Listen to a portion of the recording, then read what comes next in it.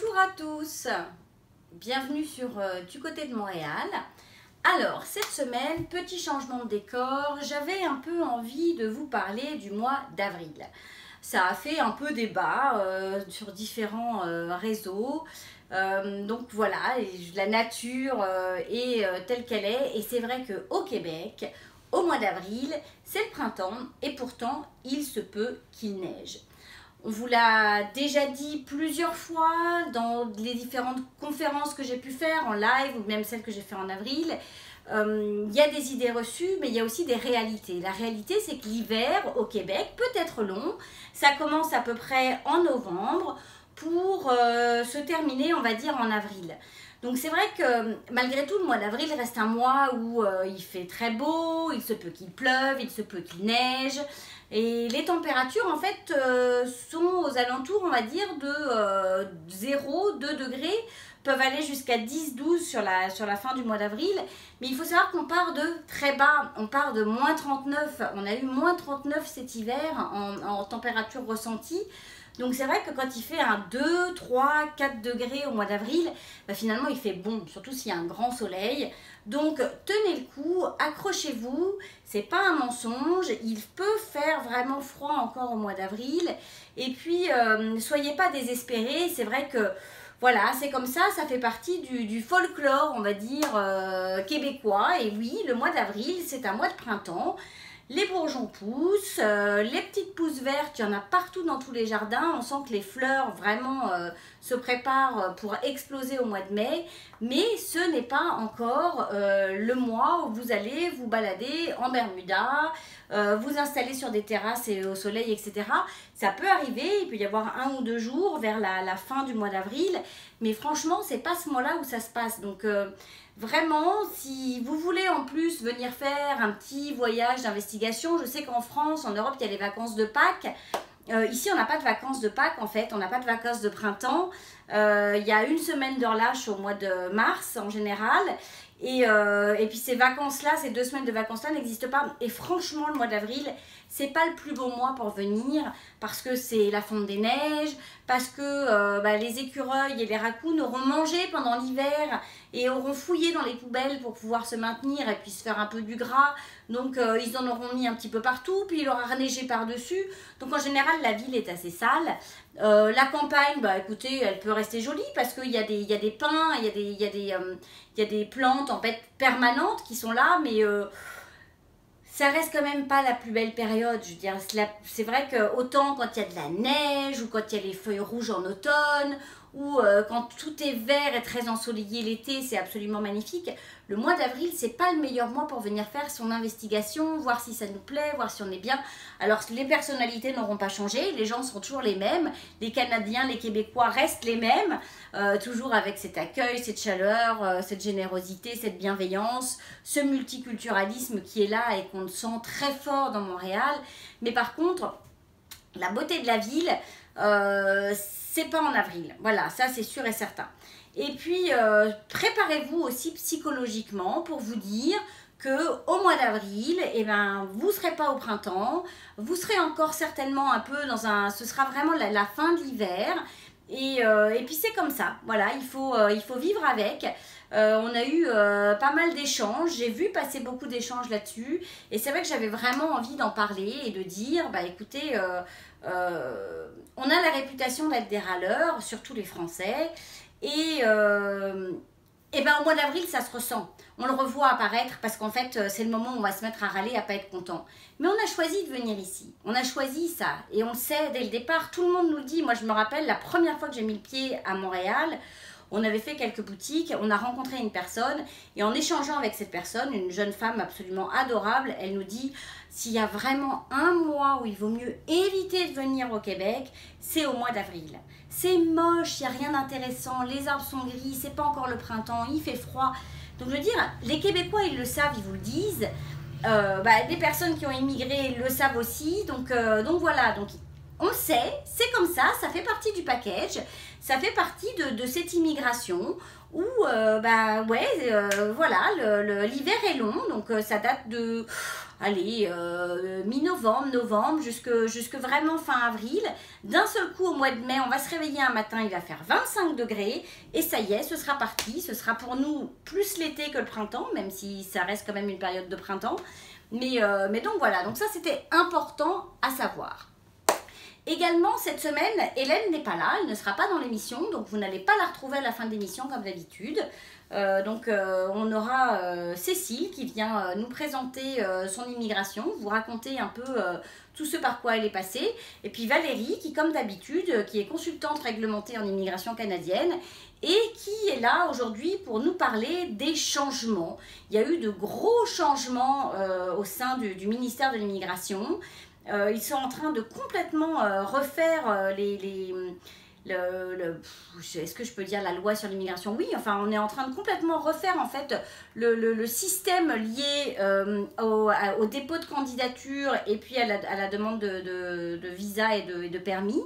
Donc Valérie est là pour nous en parler. Donc on va la retrouver tout de suite en studio parce qu'il y a beaucoup d'informations et elle a beaucoup de choses à nous dire. Donc je vais m'arrêter là pour aujourd'hui, mais pour cette petite présentation, voilà. Mais en tous les cas, accrochez-vous, moi je n'ai qu'une phrase à vous dire. En avril, gardez votre tuque bien attaché, serrez les dents, on y est presque. Le mois de mai est à nos portes et la chaleur avec. Allez, on se retrouve avec Valérie. À tout de suite. Conseil de pro vous est présenté par Valérie Flatt, consultante réglementée en immigration canadienne. Bonjour Valérie. Bonjour Géraldine. Bienvenue. Merci. Alors, quel est le sujet du jour? De quoi allons-nous parler aujourd'hui? J'ai cru comprendre qu'il y avait du mouvement. Du mouvement côté Québec. Le 28 mars dernier, le gouvernement du Québec a annoncé donc son nouveau projet de loi pour l'immigration économique au Québec. Waouh. Donc, plein de bonnes nouvelles qui s'en viennent. Génial. Donc, en date du 1er avril, et ce n'est pas un poisson, jusqu'au 15 août, en fait, tout est plus ou moins gelé, on va dire. D'accord. Donc, du 1er avril de cette année au 15 août 2018, en gros, tout va être plus ou moins gelé, sauf si vous êtes déjà au Québec. En fait, je dirais que la grande ligne, c'est si vous êtes déjà au Québec, en gros, vous pouvez continuer à faire votre demande de certificat de sélection du Québec. Et si vous êtes à l'extérieur, c'est pas vraiment clair. On en discute tous dans la loi là, entre consultants et avocats. Et en fait, on n'arrive pas à savoir s'ils vont faire ou non un petit pêchage là, de 5000 candidats. Donc dans le doute, vous pouvez toujours faire votre profil, mais on sait que ça va pas aller très loin, quoi. Donc moi, je dirais préparez-vous plutôt pour le nouveau programme qui va arriver en août 2018. Et donc qui va s'appeler la déclaration d'intérêt. Donc de ne pas se lancer maintenant si on veut le faire, mais d'attendre en fait août 2018 pour aller vraiment... Parce qu'en fait, actuellement, ceux qui sont actuellement dans le bassin, ils y restent jusqu'à ce qu'ils le ferment en fait.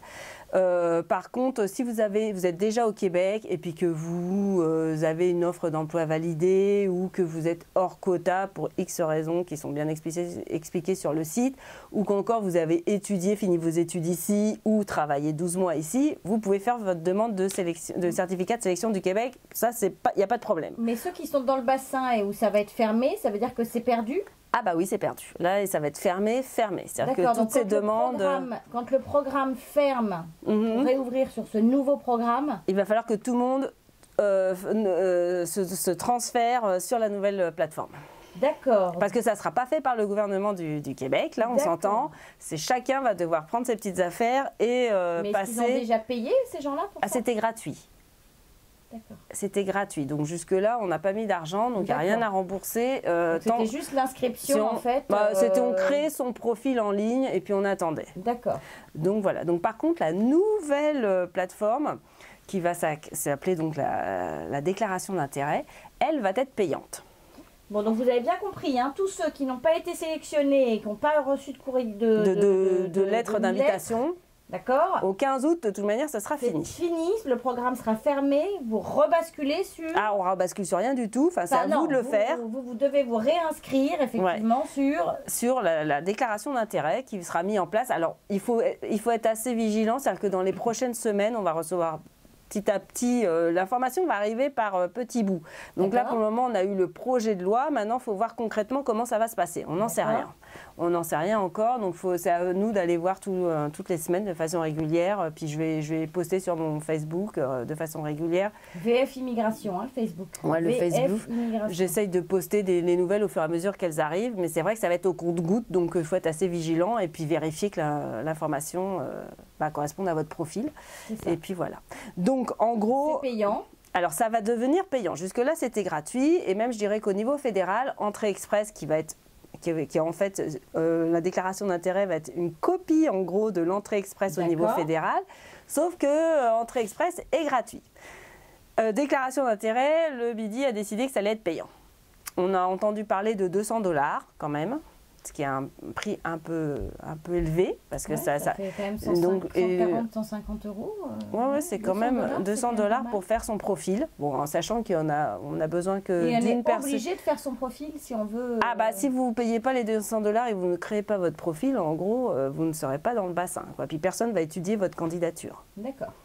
Donc voilà. Clair. Donc on devra payer ces 200 $, sachant que finalement il y en a un membre de la famille qui fait sa demande, le reste de la famille suit. Donc on n'est pas obligé de payer 200 $ par et si membre on fait de la famille. Express, en gros pour le Canada, on alors ça c'est obligé... gratuit, mais ça ne comprend pas le Québec. C'est ça. D'accord. On peut faire une résidence permanente hors Québec. On peut aussi. D'ailleurs, l'Ontario là vient de sélectionner encore, je ne sais plus combien, là, 500 candidats francophones là pour l'Ontario. Et là, du coup, c'était gratuit tant qu'ils étaient en Entrée Express.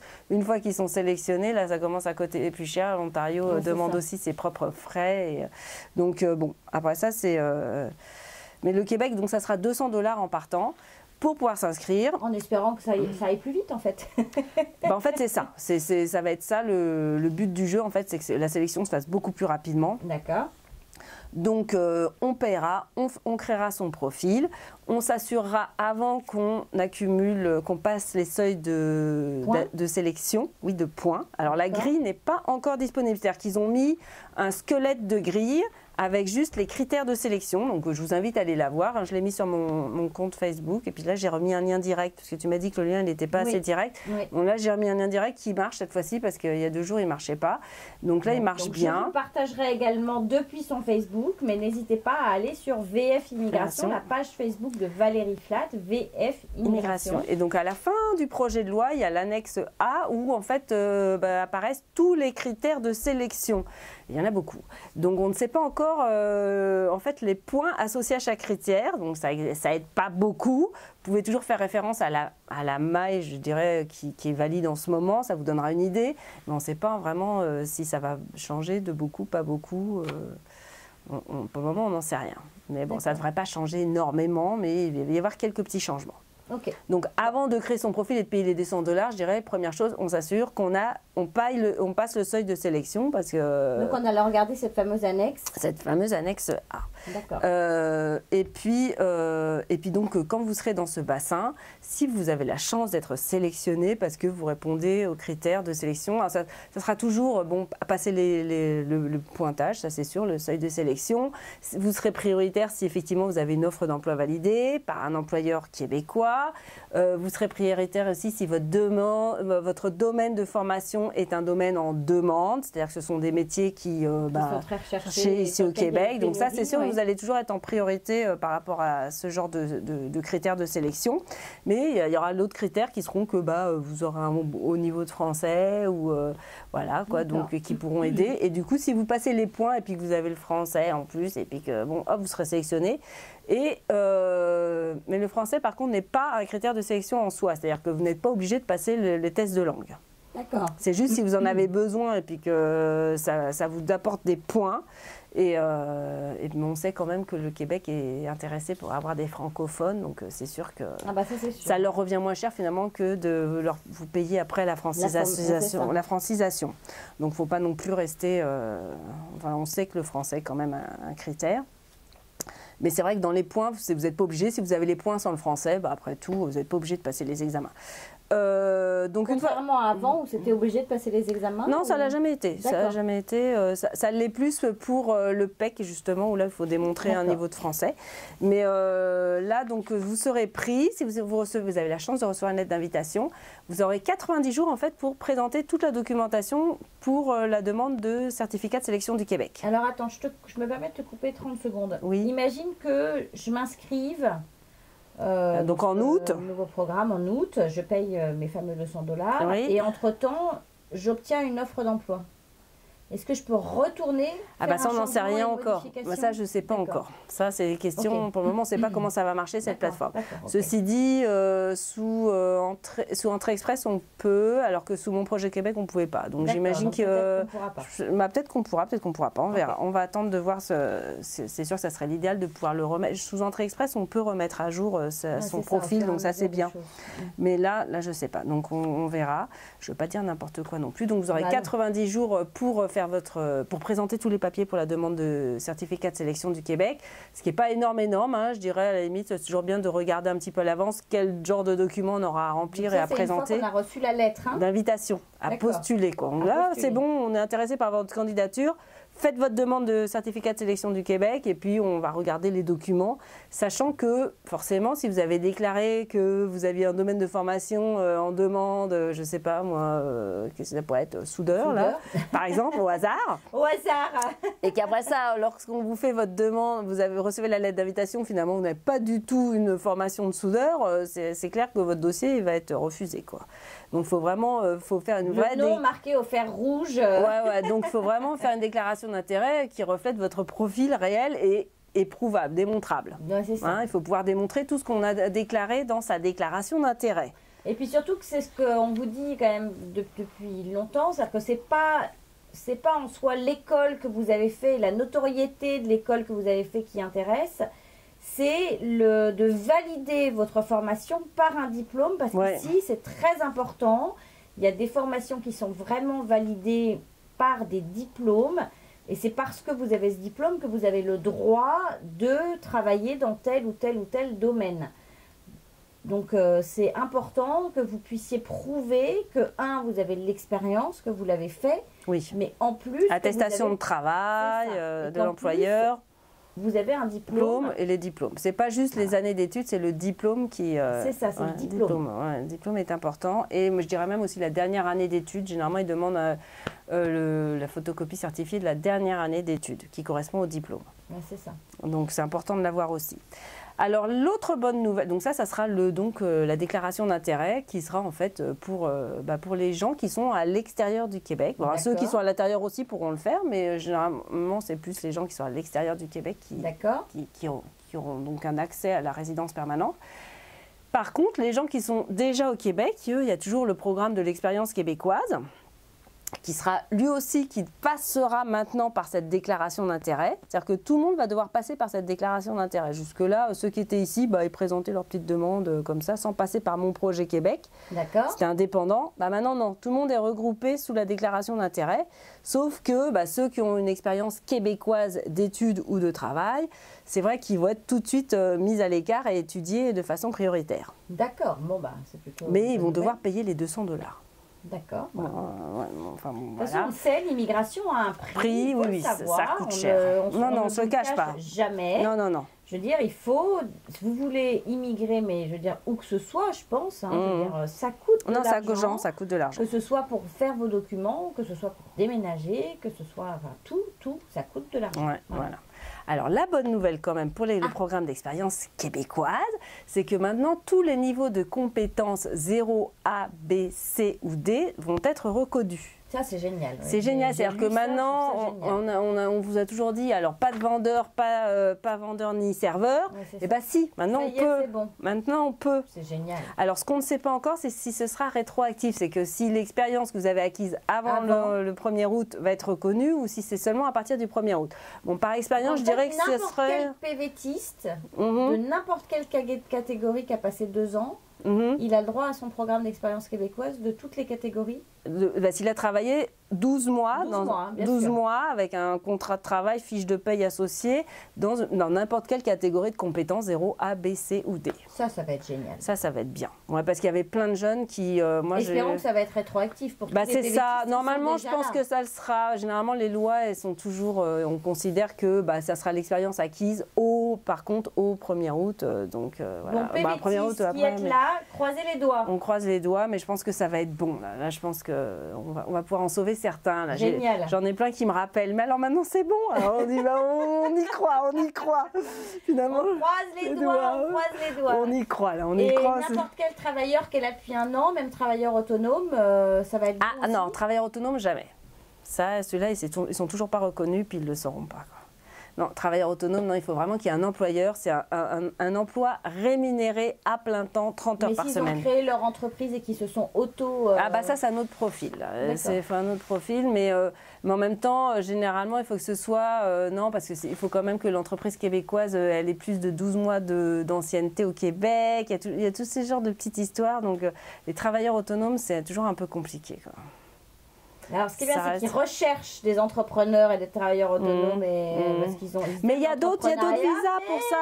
Il y a d'autres visas pour ça. Hein. Il y a d'autres visas, puis il y en a des nouveaux qui s'en viennent. Et alors, l'autre bonne nouvelle, mais alors là, qui ne concerne pas nos petits PVTistes, parce que c'est tout sauf les programmes qui concernent les accords internationaux, c'est-à-dire, par exemple, Expérience Internationale Canada, sous lequel on retrouve PVT, le jeune pro et le stage coop.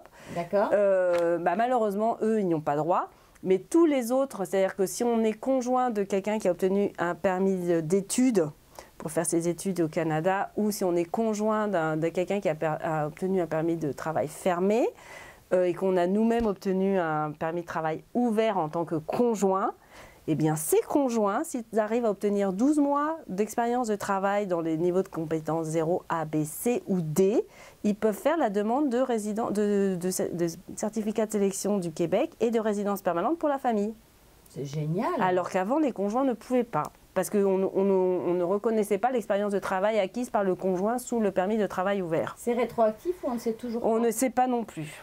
Bon, croisons les doigts, n'abandonnez pas, ne quittez pas le Québec avant août. Soit passé. Ouais, parce que comme ça, ne partez pas, même si vous êtes là de façon un peu touchy, ne partez pas. Déjà, on ne bouge pas. On demande toujours son extension de statut de visiteur pour maintenir un statut légal, mais au moins on attend de voir. On attend de voir ce qui va se passer en août. Bon, enfin, ceci dit, on pourrait toujours rentrer et se faire rentrer quand même dans les programmes. Il y a toujours moyen de repostuler même dans ces programmes depuis l'extérieur. Mais bon, c'est vrai que là, on est tellement près du but que... Ne bougez pas. Oh, voilà. Alors, donc il y a un nouveau programme des investisseurs qui va être lancé. Wow. Alors là, tout ce qui est entrepreneur, investisseur, travailleur autonome, c'est fermé jusqu'au 15 août. Hein. Là, c'est gelé fermé. Mais alors, le nouveau programme des investisseurs, en fait, ça, je vous l'avais déjà dit, que ça, on allait monter la barre un peu plus haut. Ils ont monté la barre. Ils ont monté la barre à 2 millions. C'est ça. À 2 millions. Il faut avoir donc 2 millions d'actifs. Oui, il faut avoir 2 millions seul ou avec son époux. Dont l'origine illicite doit être démontrée. Je n'insisterai pas assez sur ce point-là. On doit démontrer que l'argent a été gagné de façon légale et qu'on peut la tracer dans le temps. Donc si vous êtes vendeur de drogue, de choses un peu... laissez tomber. Non, ça ne marchera pas. Et donc là, le placement, maintenant, il est passé à 1,2 million. Le placement avant qui était de 800 000. C'est-à-dire qu'avant, c'était 1,6 million et on plaçait 800 000 pour 5 ans. Ah là, on place 1,2 million pour 5 ans. Oui, à 0. Ça, c'est chiant. Ouais, ça, c'est un peu plus dur. Donc, du coup... Même si c'est $1 million, c'est archi. Hein. Ouais, c'est beaucoup d'argent. Mais là, ils essayent en fait de faire l'élimination parce qu'il y avait trop d'intéressés finalement. Donc, finalement, il y avait trop de monde au portillon avec 800 000 $.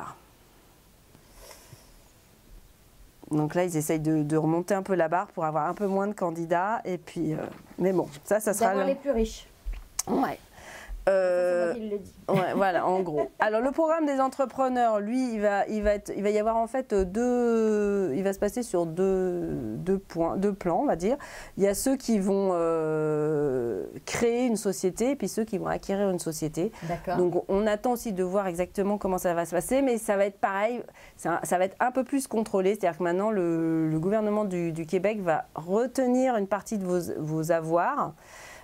Qu'il vous rendra le jour où vous aurez démontré, vous avez 3 ans pour le faire, qu'en gros la société, vous avez dit que vous alliez acquérir ou créer, fonctionne et tourne comme c'était prévu dans votre business plan en gros. Donc il y aura toute une partie. Donc, à la légère. Non, parce qu'on vient pas. Ouais, mais ça va être beaucoup plus contrôlé. Et puis il y aura un montant qui sera retenu, qu'on vous rendra le jour où vous aurez démontré que tout est bon, vous avez suivi votre plan d'action. Et puis un autre montant où vous avez dit, je vais investir tant pour créer cette société. Puis là, ce montant-là, il va falloir que vous effectivement vous dépensiez. C'est pour les visas investisseurs. Hein. Non, entrepreneur. Entrepreneur. Je veux venir créer ou acquérir une société au Québec. Ok. Donc il y aura un dépôt de garantie à déposer et puis un dépôt de fonds pour la propre société. Voilà. Et puis il y aura les travailleurs autonomes. Les travailleurs autonomes, donc ça va être pareil, ça va être le 3e volet. Et puis là, on attend de voir ce qu'ils vont nous proposer. Ça va être un peu aussi... Les réponses, là, tout ça, vous pensez les avoir avant la mi-août? En fait, ils ont dit qu'ils allaient nous donner dans les prochaines semaines. Dans la prochaine semaine, à partir de la prochaine semaine, ils vont commencer à nous donner un peu plus d'informations au compte-gouttes. Donc, ça va être... en fait, on va pouvoir un petit peu plus en découvrir toutes les semaines, savoir où est-ce qu'on peut aller avec tel ou tel client. Sachant que pour les entrepreneurs et les travailleurs autonomes, il y a toujours moyen de passer par d'autres types de visas qui leur permettent de finalement créer une entité, se faire enfin il y a toujours des petits moyens de détourner pas de détourner la loi parce qu'on ne détourne jamais une loi, mais de contourner. En fait, il y a différents moyens d'arriver à ses fins. Non, mais complètement. Il y a différentes stratégies légales qui permettent d'obtenir son permis de travail et puis voilà. En tous les cas, son visa pour venir soit travailler, soit étudier, soit investir, soit entreprendre, soit voilà. Donc le travailleur autonome, je sais qu'il y aura une liste de métiers, par exemple, qui seront... donc on attend aussi cette liste-là, de métiers pour lesquels vous pourrez venir exercer en tant que travailleur autonome.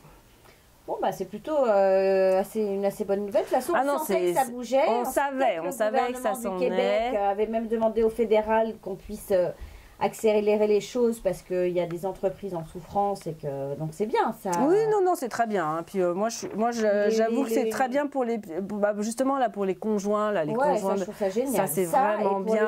Toutes les catégories. Et puis les catégories de compétences parce que finalement sa première expérience de travail au Canada, c'est très dur qu'on obtienne tout de suite un niveau B de compétences. Exactement. Généralement, tout le monde redescend d'un échelon pour pouvoir remonter par la suite et puis du coup, on perd un peu de temps au démarrage pour accumuler ces 12 mois d'expérience. Ça, c'est génial parce que ça prouve que le gouvernement du Québec a enfin réalisé qu'il y avait vraiment des potentiels ici et des gens qui étaient là et que malheureusement, c'est difficile d'arriver et qu'en plus, ils les laissaient repartir. En plus, ils repartaient parce que moi, je vois, j'ai mes petits PVTistes, je vois, ils travaillent souvent dans des branches qui ne sont pas forcément liées à leur domaine de formation. Ils aimeraient bien rester. Puis ils se disent, une fois que je serai résident permanent, je sais que je vais y arriver, mais là, j'ai aucun employeur qui veut me faire mes démarches, mes démarches de permis de travail, et puis... Et puis je dis Mais moi j'ai eu ça, j'avais postulé pour Rang Xerox. Alors peut-être que mon CV était nul, ça je le saurais jamais, mais en tous les cas l'excuse qui m'a été donnée, c'est que j'étais sur un visa temporaire. Que l'entreprise avait déjà embauché des temporaires et que les personnes étaient parties alors qu'ils avaient investi 2 ans sur ces personnes. Et que par conséquent, ils ne voulaient plus fonctionner comme ça. C'est souvent une excuse. Donc, puis après ça, il y a le problème des formations qui font partie d'un ordre, ordre professionnel. Et puis tant qu'on n'est pas résident permanent, finalement, on ne peut pas rentrer dans l'ordre professionnel. C'est compliqué. Il y a pas mal de professions comme ça où c'est un peu touchy, quoi. Tant qu'on n'est pas là vraiment avec un autre statut que statut temporaire, c'est un peu compliqué d'exercer sa profession. Je trouve ça génial. Donc finalement, le fait que la femme de celui qui a l'initiative, en gros, de venir étudier, moi ça je trouve ça bien parce que la femme finalement elle va pouvoir demander, si on part pour un programme de 3 ans par exemple. La femme de mari, parce que c'est parfois des femmes qui étudient, le conjoint de... On va plutôt parler comme ça, le conjoint de surtout qu'on n'a plus le droit de dire monsieur ou madame au Québec. Ah bon? Ah oui, ils ont passé une loi. Là. Bah, ils sont revenus un petit peu en arrière. Mais dans le doute, on dit pas monsieur ou madame parce que ça pourrait être un transgenre et puis qu'on ne sait pas si c'est monsieur ou madame. Mais dis donc, il s'en est passé des choses quand je suis partie en France. J'ai pas suivi tout ça. T'as pas moi. suivi ça? Oh, bah, C'est zut, une histoire alors, polémique. Waouh. Donc en fait, on va parler du conjoint. Donc si par exemple une personne vient faire des études, programme de 3 ans, et le conjoint ou la conjointe obtient un permis de travail ouvert, ce conjoint, si au bout d'1 an, il a déjà accumulé ses 12 mois de travail, en fait, toute la famille peut faire sa demande de résidence permanente. Génial. Donc, ça entraîne quand même au niveau des coûts des études, parfois ça peut être assez bénéfique pour tout le monde parce que Carrément. du coup, si vous devenez résident permanent avant la fin de vos études, vous pouvez accéder à une éducation À des prix moins chers. pour Des tout ce qui prix est moins chers, universitaire, etc. exactement. Ouais, non, c'est génial. Bénéficier des prix du Québec. Ouais, donc ça c'est pas mal. Ça c'est pas mal du génial. tout. Donc moi j'avoue que pour le moment ce projet de loi, je suis assez contente. Puis on va en reparler au cours des prochaines semaines. Ça va être un sujet, je pense, de discussion. Non, puis le fait de le faire payer, alors c'est sûr que ça peut faire la grimace à certains, mais en même temps, c'est... C'est une sélection naturelle, je dirais. C'est ça, c'est de dire, parce vous que voulez vraiment venir. il faut déjà y mettre un petit et C'est ça. je dirais c'est un grain de riz comparé à tout ce que vous allez devoir payer après. Donc si vous n'êtes même pas capable de mettre $200, on oublie ça parce que finalement derrière. Non, c'est très bien. C'est une sélection naturelle, c'est ce que tu dis. C'est un peu On dommage ne parce s'inscrit que pas un peu comme ça à la... Bon, $200, c'est peut-être un peu cher pour certaines personnes, mais... Oui, mais en même temps, derrière, ils vont devoir mettre tellement plus d'argent sur la table pour accéder à la résidence permanente que... C'est vrai que la finalement, résidence permanente, c'est un coût aussi. C'est un coût, même les études ont un coût. Non, c'est sûr. Il n'y a que le PVT, je dirais, tout ce qui est expérience internationale Canada, qui, eux, ça ne coûte pas trop cher, mais encore là, il n'y a que 34 pays qui en bénéficient, donc c'est pas tout le monde. C'est pas tout le monde. Donc voilà, toujours l'immigration choisie. C'est ça. On en revient à nos classiques. C'est ça, exactement. Mais enfin voilà, donc voilà pour les petites nouvelles après la cueillette de Pâques. Bon, c'est ça. D'ailleurs, on espère que vous avez tous mangé beaucoup de chocolat, pas trop. Pas trop. Mais voilà les petites nouvelles et puis on reviendra dans les prochaines semaines avec les nouvelles au fur et à mesure qu'elles sortiront. Génial. Bon, merci Valérie pour ces bonnes nouvelles d'après Pâques. Voilà, début de printemps. Exactement. Et puis, écoutez, nous, on se retrouve après la pause. La parole est à vous, vous est présentée par Du Côté de Montréal, partenaire de votre immigration. Bonjour Cécile. Bonjour. Bienvenue dans les Mardis de l'immigration. Merci. Alors, j'aimerais que tu nous racontes un peu ton parcours d'immigration et puis rapidement que tu nous dises en fait si tu te rappelles, si tu sais ce qui t'a fait partir. Déjà, tu es arrivée ici il y a combien de temps déjà? Il y a 7 ans, on est arrivé en juillet 2011. D'accord. Donc c'est ça, 7 ans, bientôt. Sous quel statut? Statut de résident permanent, tout de suite. D'accord. Ouais, donc le processus a été comme 18 mois pour avoir les papiers. On est arrivé, ce qui est avantageux quand on est résident permanent, tout de suite en arrivant, c'est qu'on peut travailler directement. C'est ça. Donc ça, c'est quand même pratique. On est arrivé, donc c'est ça en été, ce qui est quand même aussi une bonne idée, je trouve, d'arriver en été. Voilà, juillet 2011, on avait 2 enfants. D'accord. Des petits, à l'époque, 3 ans et 1 an. D'accord. Moi, j'ai trouvé que c'était facile, finalement, d'arriver avec des enfants. Pas facile, dans le sens où les gens m'avaient dit « Ah, ben là, avec des enfants, ça va être plus compliqué. » Mais je pense pas, parce que finalement, ça force, c'est pas que ça force, mais... il faut s'occuper d'eux, mais on rencontre aussi des gens beaucoup plus facilement. Avec la garderie, donc nous arrivons, on connaissait comme personne ici, pas d'amis, pas de famille, juste 6 valises, dont une valise de jouets. et donc voilà, on a rencontré des gens avec la garderie, donc ça je trouvais que c'était cool finalement d'arriver avec eux. Et l'hiver? Avec des petits, comment ça se gère? Les habiller, les déshabiller, mettre les bottes, les bonnets, les gants, ils supportaient? Comment ça? Oui, dans le sens où moi j'avais l'impression d'habiter une station de ski le premier hiver. Je voyais tout le monde dans le métro avec ses grosses bottes. Je me suis dit, j'ai besoin d'aller prendre le télésiège. En fait, c'était juste le métro. Et c'est sûr, c'est le quart d'heure de plus le matin. Il faut mettre la tuque, il faut mettre l'écharpe, les mitaines, la combinaison, les bottes, pas oublier les autres souliers. Pour l'école. Pour la garderie. Donc, puis...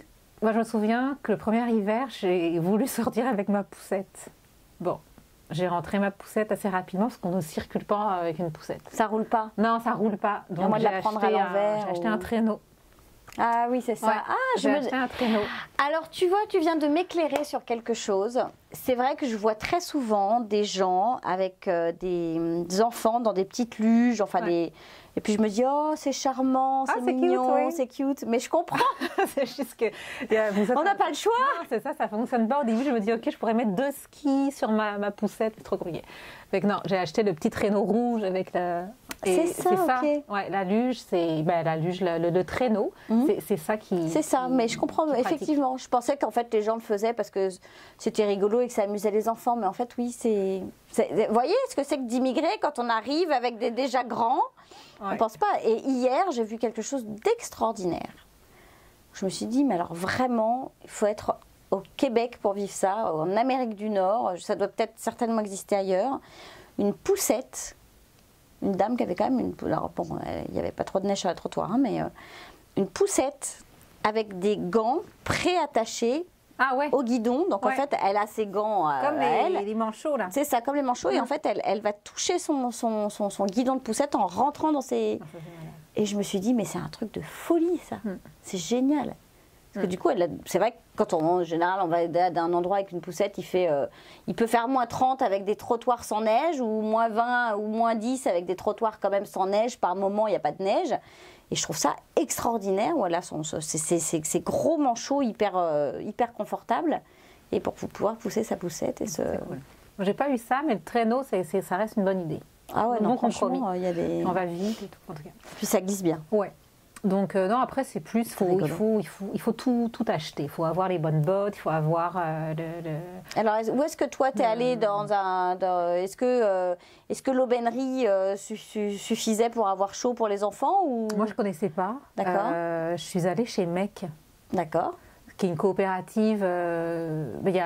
Il y a plusieurs magasins. Il y a plusieurs magasins MEC, effectivement. C'est une coopérative, il faut adhérer pour pouvoir acheter chez eux. D'accord. Ça coûte rien d'adhérer, c'est simplement que c'est leur fonctionnement. Une espèce de projet écologique derrière, tout ça. Et ils vendent des super beaux vêtements. C'est peut-être plus cher que l'aubainerie, mais ça a une durée de vie beaucoup plus longue aussi, je pense. C'est vrai que pour tout ce qui est aussi t-shirt à mettre en hiver près du corps pour avoir très chaud, ils ont des vraies choses pour bien isoler en fait. Hein. Vraiment, un magasin, ça ressemblerait à Decathlon en un peu mieux. C'est ça. C'est ça. On est un peu plus haut de gamme. Même s'il y a un Decathlon qui a ouvert maintenant, je crois, sur la rive sud. En fait, il doit ouvrir au printemps. C'est prévu là. Ouais. Ils sont, en tous les cas, ils sont arrivés. Ouais. Ils sont en installation. Ouais. Donc, tiendront-ils le coup? On verra. Mais alors, avant que ça ouvre, MEC, c'est vraiment une super adresse. Puis c'est des vêtements qui ont une bonne durée de vie. Moi, ce qui m'a surpris, juste par rapport à l'hiver, c'est qu'on n'a pas besoin de ramener des gros pulls.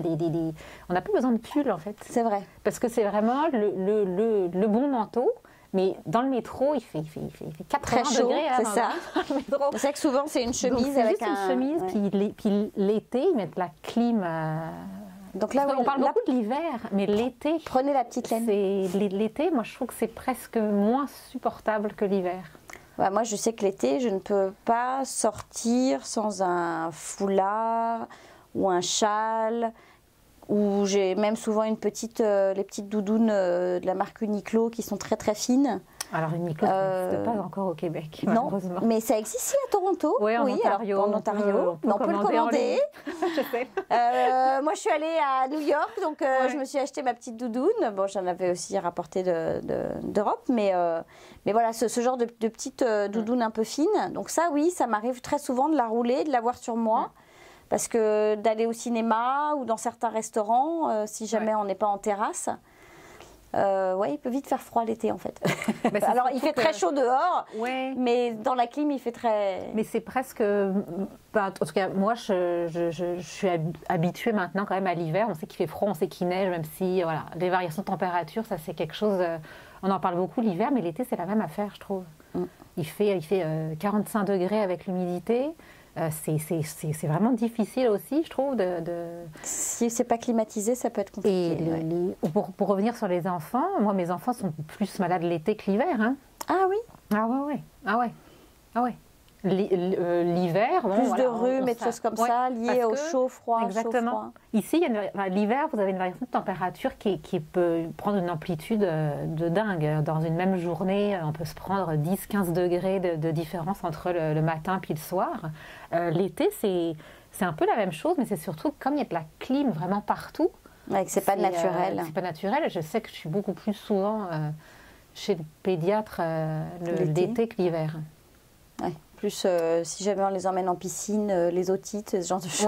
Ouais. Mais après, non, c'est ça. L'hiver avec des enfants, non, pour eux, c'est le paradis. C'est génial. Moi, mon premier hiver, je me souviens, on est allé glisser un parc à côté de chez nous avec une petite colline. T'allais faire de la luge, tous les enfants de l'école se retrouvent là. Ils adorent. Ah ouais, c'est super. La première neige chaque année, c'est féerique. Moi, j'adore aussi. Au bout de quelques mois, on est tanné. C'est sûr, on a envie d'avoir un peu de soleil et de verdure. Mais non, l'hiver, ça reste vraiment chouette. Et puis, je regarde le premier hiver, moi, j'étais comme eux. Hein. J'étais surexcitée. Ah ouais, j'étais surexcitée. C'était mon premier Noël, je pense, avec autant de neige. C'était magique. C'était magique. Moi, j'avais jamais... à Paris, c'est rare qu'il neige à Noël. Et alors, le système des boîtes à lunch, est-ce que c'est quelque chose qui t'a embêté ou c'est toi qui l'as fait? Ouais, qui continue de m'embêter. Ça fait... J'entame ma 5e année de boîte à lunch. Il n'y a pas de petite cafétéria du tout dans l'école où il n'y a pas de cafétéria, mais il y a un système de traiteur. D'accord. Donc, aux alentours de 4 $, c'est ça? Ouais, 5,20 $ à peu près par repas. C'est ça, on commande en ligne, il faut s'abonner. Puis chaque jour, il y a comme... alors chaque école a son service traiteur. C'est correct ou c'est plutôt pizza, pâtes? Ouais, c'est ça, c'est plutôt ça. Alors, il y a comme pour chaque jour, il y a 3 menus, on choisit, puis c'est amené chaud, en fait, à l'école. Ce qui est quand même pas mal. Le seul problème à la boîte à lunch, c'est pas le temps que ça prend, parce que finalement, c'est pas mal tous les jours la même affaire. C'est juste que comme il n'y a pas de micro-ondes à l'école, si on veut qu'ils mangent chaud, il faut faire chauffer la boîte à lunch vraiment comme 6 minutes au micro-ondes le matin pour se dire qu'à 11h30, ils vont manger tiède. C'est vraiment le seul truc qui est un peu pénible. Après, l'été, c'est des sandwichs à chaque jour. Alors, c'est vrai que moi, c'est ce que je réalise parce que je me stressais un peu à l'idée que mes enfants, effectivement, ne mangent pas chaud l'hiver. Et en fait, ils m'expliquent qu'ils ont tellement chaud dans l'école. Il fait tellement chaud parce que dans l'école, ils sont en t-shirt. Ouais, je sais, ouais. Ma fille refuse de mettre des collants, donc elle est dans la rue par moins 17 en collant, il faut le savoir. Hein. Elle est en la jupe de l'uniforme, le t-shirt... le blouson, parce que de toute façon, elle a chaud sous son blouson. Donc, les jambes nues, moins 17, je lui dis, mais tu sors. Non, j'ai trop chaud. Ouais. Et elle arrive à l'école, elle a tellement chaud de toute façon qu'elle ne supporte même pas d'avoir un collant. Et que pour eux, quelque part, manger... ils mangeraient froid parce qu'ils auraient froid, oui, ça les gênerait, mais ils ont tellement chaud dans l'école... Ouais. Alors après, à partir d'un certain âge, ils ont le micro-ondes, mais effectivement, le micro-ondes, il n'y en a pas dans toutes les écoles. Il y a des écoles qui en ont. Hein. Moi, je parle juste de l'école où ils sont, il y en a pas. Non, mais il y en a beaucoup, il n'y en a pas. Mais après... Ou alors, on va le faire réchauffer pour les petits, donc les plus grands n'y ont pas accès. Ou voilà, il y a des histoires aussi d'horaire. C'est-à-dire qu'il n'y a pas suffisamment de micro-ondes pour que tout le monde puisse l'utiliser. Là, donc, il n'y en a pas. Maternelle, première année, il n'y en a pas. Mais c'est surtout que finalement, ils mangent en 15 minutes. Il faut s'y habituer, même après, une fois qu'on est adulte, on mange toujours en 15 minutes. Donc au début, je m'étais dit, ok, mon angoisse, c'était qu'ils ne mangent pas le midi, je recheckais la boîte à lunch tous les soirs. Mais en fait, parfois, ils finissent pas, c'est juste parce qu'ils n'ont pas le temps. C'est 15 minutes pour manger, parce que c'est super important d'aller jouer dehors. Donc voilà. Puis les dames du service de garde, je dis les dames parce que c'est souvent des dames au service de garde, pressent aussi un peu parfois pour qu'ils mangent. Et les enfants mangent dans leur classe ou dans une classe à côté. Et il faut nettoyer la classe avant que l'école reprenne. Donc, de toute façon, il n'y a pas 1 heure de lunch. Mais c'est ça, la boîte à lunch, je suis quand même tannée. Là, il m'aide un peu plus en grandissant, mais ça reste que c'est tous les jours de l'année. Alors, j'ai essayé le traiteur. Hein. C'est sûr que je me fais des vacances de boîte à lunch. Donc, le traiteur, je l'ai essayé. Ils ne sont pas fans. Ils ont quel âge, là, les plus grands 9 et 7. Oui, ça va venir. Le 9, il va vraiment pouvoir commencer à, Donc ils aident et à tout, se faire et son puis, petit repas. Mais... C'est plus la petite sœur qui a hâte d'avoir la boîte à lunch, qui prépare celle des grands. Mais, c'est mignon. Mais ouais, non, ça reste que c'est tous les jours. Oui. Bon, on s'habitue à tout, hein, voilà, c'est qu'il faut prévoir. On ne peut pas se dire ce matin, oh, c'est pas grave, je fais pas de lunch, ils iront manger. Non, c'est. Ah ben non, soit on a pris le menu, ouais, c'est ça. Ouais, puis le traiteur, faut quand même prévoir quelques jours à l'avance. C'est vraiment le seul truc. Après, oui, bah, on s'habitue. Puis ça fonctionne ça pour tout le monde. Donc, Bah, c'est ça. Puis en même temps, ça permet de donner aux enfants ce qu'ils aiment bien. Donc, bon. Ouais. Ça a des côtés pratiques et des... Voilà, il faut le savoir. Ici, c'est pas des cantines, c'est des boîtes à lunch. Donc, ouais. faut s'organiser la veille, le jour même. Chacun se... C'est que le matin, il faut penser à plein d'affaires. Il faut penser à la boîte à lunch, il faut penser aux souliers qu'il faut mettre dans le sac. C'est vrai. Il faut que les enfants aient leurs vêtements de ski, enfin leurs vêtements. Bah, ils partent ils partent comme s'ils allaient skier là, c'est sûr. T'as la tuque, mitaine, foulard, pantalon de neige, le blouson, les bottes. Combien de paires de gants perdus en 7 ans? J'ai arrêté de compter. Je pense qu'ils ont ouvert une boutique juste avec ceux que j'ai perdus. Non, mais c'est ça. Je les achète par deux. Ouais. Chaque année. Chaque cache-cou, tuque, pareil. J'achète tout en double. Ça, je comprends. Et alors, est-ce que lorsque vous êtes arrivés, ça a été compliqué, facile de trouver un emploi? Est-ce que vous avez tous les deux cherché des emplois? Comment ça s'est passé pour toi et ton conjoint, en fait? En fait, en arrivant, on a été comme... j'ai adoré, comme tout était pris en charge. Je me souviens des sorties de l'aéroport, c'était un vendredi, puis une fois passé tout le sas de l'immigration, avec les papiers, les déclarations à faire, tout ça, ce qui est en plus super bien organisé. On a attendu, mais voilà, on est reparti avec un papier, avec une date de rendez-vous pour le lundi. Le lundi, il fallait qu'on se rende. Je pense pas que ça fonctionne encore comme ça maintenant, mais quoique s'ils donnent maintenant aussi, ils sont supposés donner des rendez-vous aussi à l'aéroport dans des organismes qui aident pour la recherche d'emploi. Et là, ça a été super bien fait. On est arrivé, la fille nous a donné un rendez-vous. Quand on était avec des enfants, on a fait. Mon chum a d'abord fait une semaine, puis moi j'ai fait la semaine d'après, dans un organisme différent d'ailleurs. Alors, il y en a plein. Il y en a plein. Moi, je trouve que c'est super important d'y aller parce que parfois on se dit, je vais me débrouiller tout seul. Ouais, c'est ça. Je vais savoir comment faire parce que déjà je parle français, parce qu'un CV j'en ai déjà fait, j'ai déjà passé des entrevues. C'est juste que le CV n'a rien à voir avec un CV français. Et puis les entrevues n'ont rien à voir, l'attitude à avoir n'a rien à voir, l'habillement. Les questions ne sont pas les mêmes, l'attitude n'est pas la même, le CV n'est pas le même, les questions ne sont pas les mêmes. Enfin, c'est vraiment très différent. Donc au moins ces organismes, ils aident un peu à savoir comment se comporter, comment faire pour trouver du travail. Et moi j'ai trouvé finalement au bout de 2 mois. J'ai été engagée dans un de ces organismes justement, j'étais participante, puis ils m'ont engagée comme conseillère en emploi. Au début, moi je m'étais dit, je voulais juste travailler, peu importe, je pouvais vendre des vêtements chez Gap, je m'en foutais. Je voulais juste tu voulais avoir une expérience québécoise. Puis commencer à travailler, parce qu'à un moment donné, faut aussi continuer à vivre et tout. Donc je m'étais dit, premier emploi que je trouve, je le prends, puis au moins ça va me permettre de voir pour après.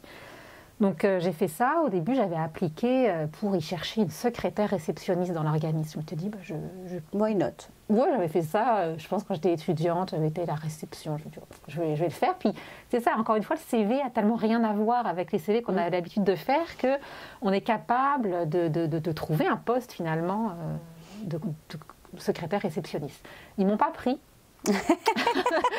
J'ai passé les tests, mais j'ai pas été reçue comme secrétaire réceptionniste. Puis c'est là qu'ils m'ont proposé d'être conseillère en emploi parce que j'avais de l'expérience en animation, j'avais de l'expérience en prise en charge de personnes. Et donc j'ai fait ça finalement pendant. J'ai travaillé dans différents organismes. D'accord. À Montréal, à Laval. J'ai fait ça jusqu'à l'année passée. D'accord. Donc ouais. Oui, j'ai fait ça. Et puis, qu'est-ce qui s'est passé? J'ai eu ma fille qui est née en 2014. Puis ici, le congé maternité, c'est 1 an. Donc en un an, on a le temps de réfléchir. C'est ça. Et je m'étais dit, je vais continuer. Enfin, moi, j'aimais bien ce que je faisais. Je rencontrais des gens. Enfin, j'étais dans l'animation de groupe et tout, ce que j'aimais beaucoup faire. Mais à la base, j'avais fait des études de droit. D'accord. Donc j'ai repris mes études ici, en fait. Ah, génial. Ouais, donc je me suis réinscrite à l'université, cours du soir, ça c'est génial aussi parce qu'on peut continuer à travailler puis aller à l'université le soir. Ça me demande beaucoup, c'est des gros horaires, mais en même temps c'est fait pour ça. C'était des cours de 19 à 22. Donc en droit aussi ouais, ou... ouais. Et pour quel objectif si c'est pas discret? Pour le barreau du Québec. Ah, génial. Ouais.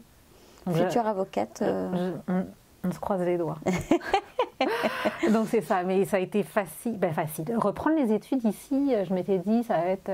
La croix et la bannière. Ouais, mais en fait, je pensais être la doyenne de l'université. En fait, non. C'est vraiment... C'est sûr qu'il y a beaucoup d'immigrants dans ces cours-là, parce que tu es obligé à un moment donné de savoir comment ça fonctionne ici, puis le droit ici a rien à voir, à avoir, mais pas tant que ça avec le droit en France. Oui, c'est ça, c'est pas le même exactement... code civil, mais tout le reste, ça n'a rien à voir. Peu importe le domaine, moi, mon conjoint est dans le domaine de la finance, tout ce qui est réglementation, c'est la réglementation nord-américaine, c'est pas la réglementation européenne, donc il faut se mettre à jour. Donc de toute façon, à un moment donné, c'est pas que c'est obligatoire de retourner aux études, mais il faut se mettre à jour. Ce n'est pas forcément des études sur plusieurs années, mais ça prend toujours, je pense, une petite formation pour être, au moins savoir comment ça fonctionne ici, puis c'est quoi les normes. Oui, c'est pour ça que c'est pas mal d'aller dans des organismes, c'est pas mal d'aller dans... Il y a des personnes qui retournent aussi aux études, mais même rien que pour l'anglais, en fait. Mais ça permet aussi de comprendre le fonctionnement... des Québécois, la façon dont... Puis je parle souvent, il est encore là, de ce super livre qui est sorti, le Code Québec, ça j'en parle souvent. Ils sont allés le montrer à Paris, il est vendu en France maintenant. Achetez-le. Ils savent pas que je leur fais la promo, c'est gratuit, je ne suis pas payée pour ça. Mais il est extraordinaire, achetez-le. Ouais. Et moi c'est ma Bible.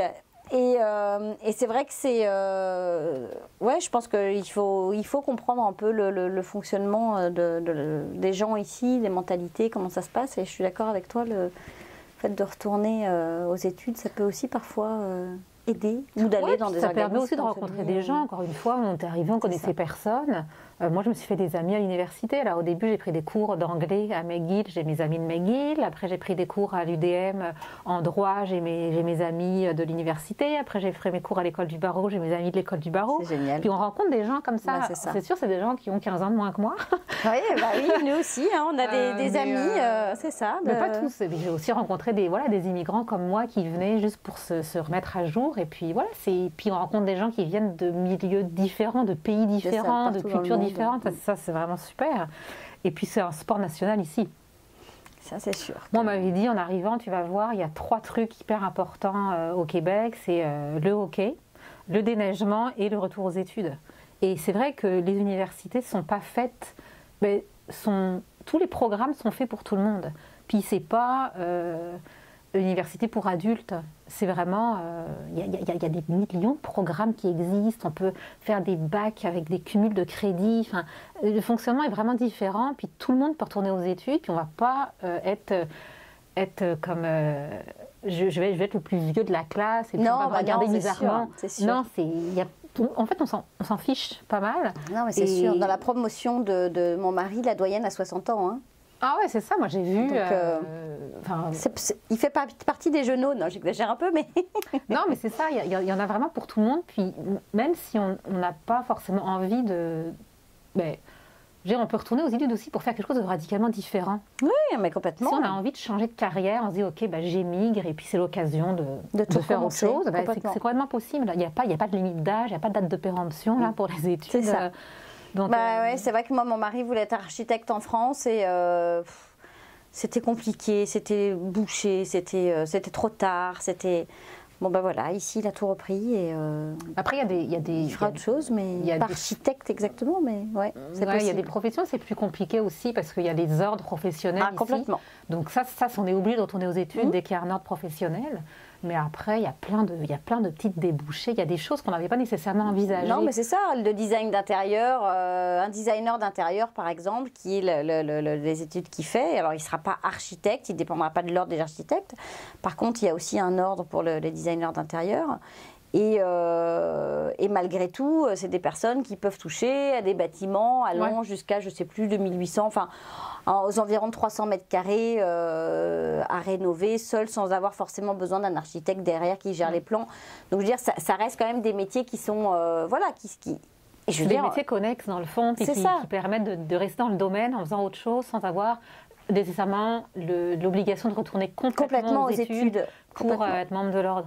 Ouais, mais c'est sûr. Et c'est vrai qu'il y a plein de métiers. Enfin, moi, je me rappellerai toujours une personne comme ça que j'avais rencontrée, qui avait fait un DEC en tourisme.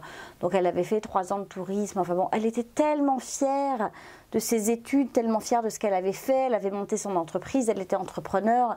Et elle parlait avec tellement de fierté de son DEC de tourisme. Je veux dire, honnêtement, on croise des étudiants ou des jeunes diplômés d'un BTS tourisme en France, ils vont avoir honte de dire qu'ils ont fait un BTS tourisme. Alors qu'ici, on est super fiers des études qu'on a faites, des réalisations. Donc, je pense qu'il y a... Et l'état d'esprit des professeurs, des instituteurs... ça, c'était malade. Enfin, l'université a... Enfin, le rapport élève-enseignant, c'est rien à voir. La manière d'enseigner, les examens, ça n'a rien à voir non plus. Qu'est-ce que tu as trouvé Juste les examens. Alors après, c'est peut-être spécifique peut-être aux études de droit. C'est ce que je connais. Peut-être que dans d'autres secteurs, c'est différent. Mais moi, je me souviens d'avoir en cours, on écrivait des copies doubles, d'en avoir noirci un certain nombre pour ensuite les apprendre par cœur. Ici, c'est à livre ouvert. Donc, on arrive avec, on peut venir avec on a nos annotations, les codes à noter. Tout. Tant que ce n'est pas un appareil électronique, on peut venir avec tout ce qu'on veut. C'est ça. Je confirme, mon mari m'a dit exactement la même chose. C'est pas forcément plus facile parce qu'on se dit cool, je peux y aller, j'ai tout. Il faut quand même travailler. Faut travailler parce que les questions sont très pointues, puis c'est pas. Si je sais mais pas c'est où facile. chercher... T'as un livre de cette taille-là ou de cette taille-là et tu sais pas, tu l'as pas lu. Non, puis on te pose des questions, tu sais pas où c'est pas pendant l'examen que tu vas aller ouvrir ton livre. Donc oui, bien sûr, il faut que tu les prépares avant. Mais tu as livre ouvert. C'est ça. C'est beaucoup, ça marche beaucoup par comment on dit, par QCM. Il y a beaucoup de questionnaires, alors avec des questions aussi vraiment très ciblées et qui demandent une réflexion. Il ne s'agit pas juste de noircir la bonne case. Donc les examens ne sont pas les mêmes. Et puis les rapports élèves-enseignants aussi. On le sait, mais ici les gens tutoient beaucoup. Et moi je me souviens que... c'est sûr, après, c'est sûr, en France on ne tutoie pas son prof. Mais ici, ce qui m'a marqué, c'est... Même si le prof a une sommité ou à 60 ans, 65 ans, on va le tutoyer, puis ça ne va pas le déranger. Il n'y a pas de... Et puis ils sont accessibles. Ouais, puis c'est très cool, c'est très... c'est pas des cours magistraux. C'est vraiment, les profs se déplacent. Pourtant, on est en droit, on est d'accord, on parle école de barreau, droit... Mais il y en a qui sont avec leur casque, leur micro. Bon, alors après, ça a changé aussi. Quand je faisais mes études en France, quand même, il y a un certain temps maintenant, je pense que l'université a peut-être aussi évolué. Je parle de ce que j'ai connu, moi. De ce que tu as vécu. Mais oui, ça n'a rien à voir, c'est beaucoup plus cool. Et ça enlève pas le fait que ce soit le prof. Ouais, et puis ça enlève rien au diplôme. Ça reste, ça enlève aucune valeur. Non, le Canada est très bien placé au niveau classement mondial quand même par rapport aux études. Donc puis, Montréal, il y a quand même 4 universités. C'est petit, si on compare à la France. C'est vraiment minuscule en termes de population. Non, mais c'est sûr. Reste qu'il y a juste à Montréal, il y a 4 très très bonnes universités. C'est ça, donc, qui sont reconnues mondialement, que ce soit francophone ou anglophone, donc ça c'est sûr. Ouais. Et alors pour ton mari, comment ça s'est passé lui, son retour à l'emploi? Est-ce que Lui, ça a été est-ce qu'il a quitté quelque chose qu'il n'a pas retrouvé ici? Il a dû se réinventer, tout recommencer? Non, Comment... il est resté dans le même domaine. D'accord. Simplement, ce que je disais tantôt, il a fallu reprendre des cours, repasser des examens pour avoir des certifications, pour avoir des certifications de connaissances de réglementation nord-américaine. Donc ça, il a dû les repasser. D'accord. Lui, il a trouvé un emploi... En fait, il travaille dans le domaine financier, donc il a changé plusieurs fois. Mais c'est sûr qu'il a trouvé, je pense, au bout de 6 mois, son premier job qui n'avait pas vraiment à voir avec ce qu'il faisait. C'était vraiment un emploi pour avoir un pied dans ce milieu-là. La première expérience québécoise, vraiment, qui est très importante. Ouais. Pour savoir, alors c'est sûr qu'il était payé une misère, c'est sûr que ça n'avait rien à voir forcément avec ce qu'il faisait, mais ça reste super intéressant parce que on peut observer. On peut observer comment ça fonctionne. Comprendre les mentalités. Ouais, ça, les mentalités, les rapports ne sont pas les mêmes hein. Dans l'entreprise.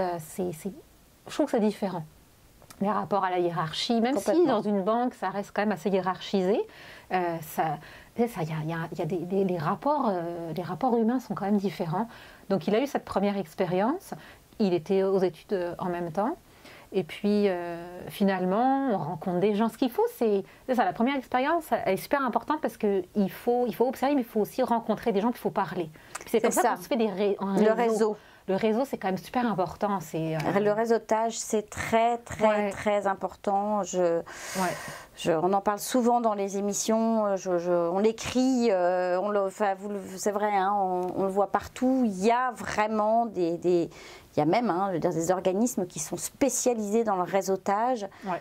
Il faut réseauter, rencontrer des gens. La première chose que j'ai faite en arrivant, c'est d'aller chez Bureau en Gros, faire une carte d'affaires avec prénom, nom, adresse, numéro de téléphone, adresse courriel, pas de Gmail, pas de .fr, un .com, s'il vous plaît, on retire le yahoo.fr, on se met en .com ou .ca, vous vous débrouillez, mais en tous les cas, pas de .fr, parce que là, vous allez faire des... Enfin, vraiment, ça va choquer. Donc voilà, et c'est vrai qu'on réseaute, on n'hésite pas à donner ses cartes d'affaires, à parler de soi, à parler, je pense, enfin, tu confirmeras ou pas, mais le fait aussi de dire ses réalisations, en fait. Qu'est-ce qu'on sait faire, qu'est-ce qu'on a fait. Ça, c'est super important. Puis c'est vrai que sur un CV aussi, c'est des choses qu'on note. On va plutôt avoir envie de savoir qu'est-ce que la personne a fait plutôt que c'est quoi ses études. C'est ça. Les études, on les met quasiment à la fin du CV, par exemple. Donc c'est super important de poser des questions. Puis donc c'est ça, lui, quand il est arrivé, il a pris ce job-là en se disant, finalement, oui, j'ai de l'expérience dans ce domaine-là en France, maintenant ici, comment ça fonctionne. Donc il est allé, et voilà, après il a changé, puis maintenant il a fini ses certifications. Puis il a pu passer ses certifications, excuse-moi, en même temps qu'il travaillait, en fait, on lui a octroyé la possibilité de les passer. Les employeurs, à partir du moment, je ne veux pas généraliser parce que c'est pas une vérité vraie, mais certains employeurs, en tous les cas. Puis assez souvent, quand c'est des études qui sont en lien avec le poste, ils vont rembourser les études. Sous réserve de l'obtention du diplôme. Là. Non, mais c'est vrai, ils font ça.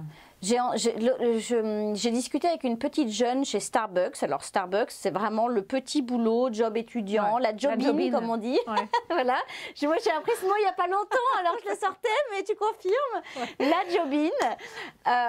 Et en fait, elle m'expliquait que Starbucks paye les études des étudiants qui travaillent chez eux, alors certainement sous couvert d'avoir des bons résultats ou d'obtenir le diplôme, mais en tous les cas, ils participent aux études des jeunes Je trouve ça extraordinaire de me dire que, je veux dire, alors on peut dire ce qu'on veut sur Starbucks, qui tue des gorilles, machin, des bidules, ce qu'on veut, hein, comme Nutella ou j'en sais rien, c'est peut-être pas... mais il n'empêche que c'est quand même une enseigne mondiale, ils pourraient en avoir rien à faire parce que, je veux dire, du pognon, ils en amassent. Et ben non, ils s'occupent quand même de leurs jeunes étudiants pour qu'ils viennent bosser chez eux, qu'ils aient la possibilité et à la fois d'étudier et de travailler. C'est vrai que ce qu'on voit dans ce genre d'endroit, souvent que des étudiants. Je trouve ça génial. Franchement, je me dis, mais... Mais même à d'autres niveaux, c'est ça, même des entreprises avec justement pas des emplois d'étudiants, mais des vrais salariés, des vraies valeurs ajoutées, des talents, comme on dit. Ouais, puis même, c'est ça, la formation, c'est quand même... c'est très important pour un employeur aussi que ça assoit l'accréditation de la personne. Que ses employés fassent des formations, qu'ils se perfectionnent, qu'ils se mettent à jour. Donc, c'est aussi des formations qui vont être souvent remboursées. Offertes, c'est ça. Ouais. C'est vrai que j'ai beaucoup entendu parler de tout ce qui est formation continue, justement pour que la personne continue toujours se former en fait et d'évoluer au sein de l'entreprise. Et c'est quelque chose qui est vraiment très appuyé par l'employeur et... Bon, c'est bien que tu... Alors après, il y a des formations qu'il s'est payé parce que voilà, mais là, il est retourné encore aux études là récemment pour passer un diplôme américain. Et là, c'est ça, c'est sur sous tout en travaillant, on est d'accord. Hein. Ouais. Mais ça, c'est sûr, ça demande beaucoup d'investissement. Mais encore une fois, c'est pas que tout le monde le fait, mais ça n'a rien d'extraordinaire. Dans le sens, oui, ça demande du temps, de l'investissement, il faut s'occuper des enfants à côté, il faut travailler en même temps. Mais beaucoup le font. Oui, c'est ça, il y en a beaucoup qui le font, donc ça ne paraît pas si exceptionnel que ça, je veux dire. Non, puis rappelons-le, on travaille donc 8 heures par jour, 40 heures semaine, et on a entre 1 et 2 semaines de vacances par an. Oui, alors ça... Parfois, ça se négocie, mais... Vas-y. Alors en fait, c'est ça, il y a les normes du travail qui offrent le minimum. Donc l'employeur ne peut pas aller en deçà de ce qui est écrit dans les normes du travail. C'est sûr que si on compare avec la France, c'est le jour et la nuit. On arrive, premier emploi, c'est 2 semaines de vacances après 1 an d'ancienneté. Les journées maladie, il n'y en a comme pas. Ou s'il y en a, c'est vraiment à la discrétion de l'employeur, puis on n'est pas forcément payé. Moi, je me souviens, quand j'étais enceinte, les rendez-vous médicaux, j'y allais forcément sur mes heures de travail, parce que c'est les heures de travail du médecin aussi, je n'étais pas payée. C'est ça. Ouais. Donc, oui, c'est ça, il y a moins de vacances, mais en même temps...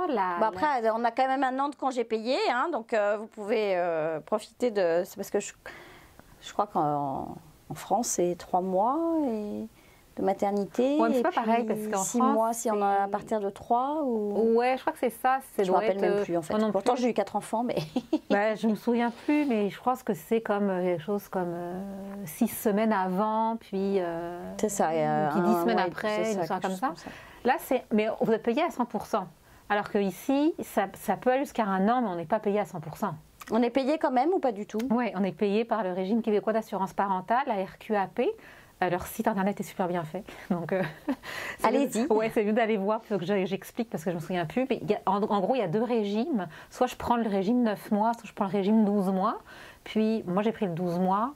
J'ai été payée, je pense, quelque chose comme 75% de mon salaire les 6 premiers mois, puis 50% les 6 autres premiers mois. D'accord. Mais de toute façon, il faut savoir que les garderies, elles ne prennent pas d'enfants avant 6 mois. Oui. Donc ça fonctionne aussi comme ça. Alors il y a des exceptions, mais généralement les enfants... Et les garderies sont réservées exclusivement aux personnes qui sont soit citoyens, soit qui ont la résidence permanente aussi. Hein. Ah oui Ça je ne savais pas. Compliqué quand on n'est pas résident permanent de trouver une garderie. Après il y a les garderies au milieu familial, je pense que c'est peut-être plus facile. Complètement. Mais moi je suis dans une garderie privée, parce que les CPE de toute façon, je pense que je vais être sur liste d'attente pendant 15 ans. Ils vont m'appeler quand ils seront à l'université. C'est un peu le même système que les crèches, donc autant dire qu'il n'y a pas de place.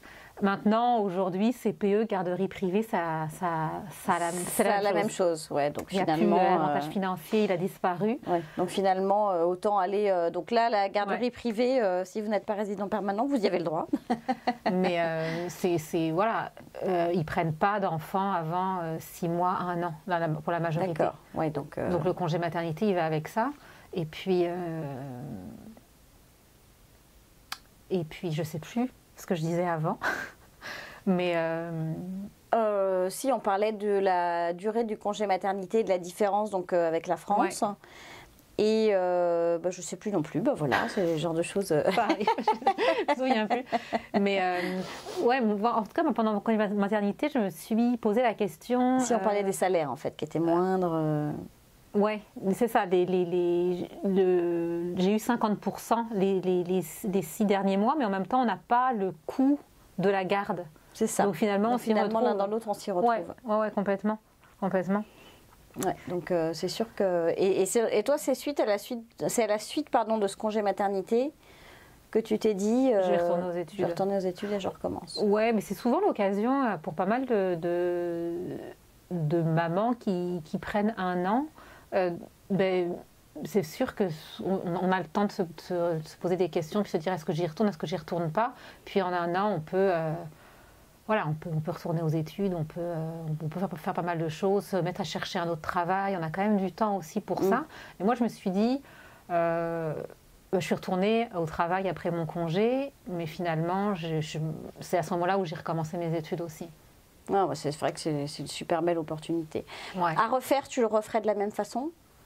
À refaire, peut-être que je reprendrai mes études tout de suite en arrivant. D'accord. Ouais.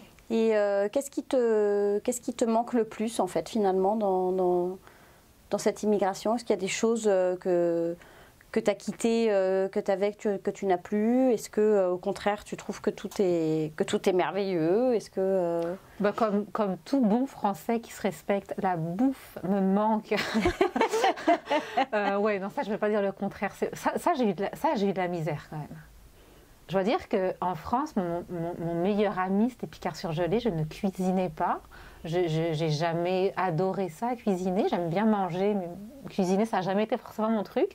J'avais mon ami Picard surgelé à côté de chez moi. C'était merveilleux. Je ne me posais pas 10 000 questions. Picard, s'il vous plaît, venez vous installer en Amérique du Nord. Venez percer le marché de... Il y a Cool and... Ouais, c'est 2 trucs. Picard surgelé, Monoprix. Et Cool and Simple, non, tu t'es pas retrouvée Non. J'ai pas... La bouffe, au début, je trouvais que tout était dégueulasse. Honnêtement. T'as tout ce qui est déjà fait, en fait, déjà cuisiné. C'était super salé. Suis une fan de chips. Là, j'étais pas capable de les manger tellement il y avait de sel. Dans la crème glacée, il y a du sel. Je trouvais que c'était... Vraiment, je suis pas difficile, mais là, je trouvais que c'était vraiment pas bon. Je me suis mise à cuisiner. Je me suis rendu compte qu'ici, si je voulais... As-tu acheté un Thermomix ? Non. Beaucoup de Françaises ont acheté un Thermomix. Ouais, non, je n'ai pas acheté de Thermomix encore. Mais ce que je me suis aperçue que, autant en France, j'allais tout acheter au même endroit. Bon, j'avais Picard surgelé, c'est sûr, mais j'allais aussi faire mes courses, je ne me souviens plus, Casino, je ne me souviens plus des enseignes, Monoprix. Je pouvais tout acheter là-bas. Mes légumes, mes fruits, mon jambon, tout. Là, ici, je me rends compte que si je veux manger correctement, il faut que j'aille à plusieurs places. C'est ça. Donc, je vais acheter mes fruits, mes légumes chez telle place. Je vais acheter ma viande, mon jambon, tout ça chez le boucher, mon poisson chez le poissonnier. Je pourrais tout acheter chez le métro, mais non, parce que j'aime pas. T'aimes pas la qualité. Pas la viande chez le métro. Donc, je peux acheter mes yogourts, mon lait, mon pain là-bas. En fait, donc ça me prend plus de temps. Puis, je cuisine beaucoup plus que je mange pas de trucs tout fait parce que moi, personnellement, j'aime pas. À part les pizzas, je veux dire. Je crois que je me suis mise à faire des pizzas, ce que j'avais jamais fait de ma vie. Mais non, c'est ça. Je me suis mise à cuisiner un peu plus parce qu'en plus, c'est beaucoup plus économique aussi, finalement. La bouffe ici est chère, comparativement. Oui, la bouffe ici est très chère. C'est la plaquette de chocolat. C'est pour ça que quand on les voit s'entretuer pour... peut-être que nous, on les aurait égorgés pour du Nutella à 1,43 €. Mais c'est pas le même ici, le Nutella. Hein. Non, mais c'est sûr que les goûts sont différents. Le Nutella de France est meilleur que le Nutella d'ici. Qu'est-ce que j'ai vu hier dans un yaourt ? Ah oui, on met de la crème sûre. En fait, je ne comprenais pas pourquoi les yaourts n'avaient pas... Mais parce que nous n'avons pas de crème sûre, d'accord Mais le yogourt n'est pas le même. Hein. Eh bien non, parce qu'ils mettent de la crème sûre dedans. Mais en fait, la crème sûre, c'est la crème fraîche. La crème sûre, c'est un mélange entre de la crème fraîche et du fromage blanc. C'est ce qui... ouais, mais fromage blanc... C'est la matière fromage blanc... limite goût crème fraîche. Ouais. Mais non, heureusement, ils vendent quand même chez La Liberté le vrai pot de crème fraîche. Ouais. Bon, c'est pas la crème fraîche de Normandie, mais... Non, c'est ça, ouais. Ouais. Non. Après, j'ai découvert la fromagerie Hamel, j'ai découvert des endroits comme ça qui sont merveilleux. Sûr, il y a Bleu Persillé sur le plateau, il y a, il y a des... Non, il faut... Il y a les marchés Jean Talon et marché Atwater qui sont des beaux marchés. Donc, Mais c'est ça, ce qui va me manquer vraiment, c'est plus la bouffe. La simplicité avec laquelle tu pouvais manger bien, bon et rapidement, sans forcément puis encore une fois, le prix n'a rien à voir. C'est sûr. Sans boire du champagne tous les jours, ici, on n'en voit juste pas. Non, on se met à boire de la bière. Ouais, parce qu'à 75 $ la bouteille. Et encore, c'est pas la meilleure marque. Ouais, c'est ça. Donc, non, c'est ça. Il faut. Ça a été. Une adaptation. Ouais, une adaptation, je pense. Il a vraiment fallu tout changer. Ouais, c'est sûr, on s'adapte au goût. Ouais. Moi, je me rappelle, on avait fait rapporter des tablettes de chocolat Nestlé dessert, parce qu'on n'en trouve pas forcément ici, ou alors peut-être dans certaines boutiques, mais alors à des prix... des trucs très spécialisés, puis ça coûte... C'est ça coûte 10 $ la plaquette. Ouais. Donc on se fait rapporter du Nestlé dessert. Ça faisait déjà quelques mois qu'on était ici, et donc mes enfants goûtent un carré de chocolat Nestlé dessert, ce qui faisait partie de leur goûter. Ils le mettaient dans une tranche de baguette à l'époque. Et ben, ils n'étaient plus capables de manger le Nestlé dessert, c'était devenu trop fort. Parce qu'ils s'étaient habitués au goût du petit chocolat très sucré, très sucré, un peu laid, les petites chips de chocolat. Là. Ah oui. Et ben, ils n'étaient plus capables de manger de chocolat Nestlé dessert. Donc bon. Et alors, si tu avais un conseil à donner à des personnes qui, comme toi, rêvent d'une immigration ou vont arriver, sont sur le point d'arriver, quel serait ton... Déjà, est-ce que ça vaut la peine de venir habiter au Canada ? Définitivement. D'accord. Ah oui. Là, il y a un regret que j'ai pas, c'est celui d'être venu ici.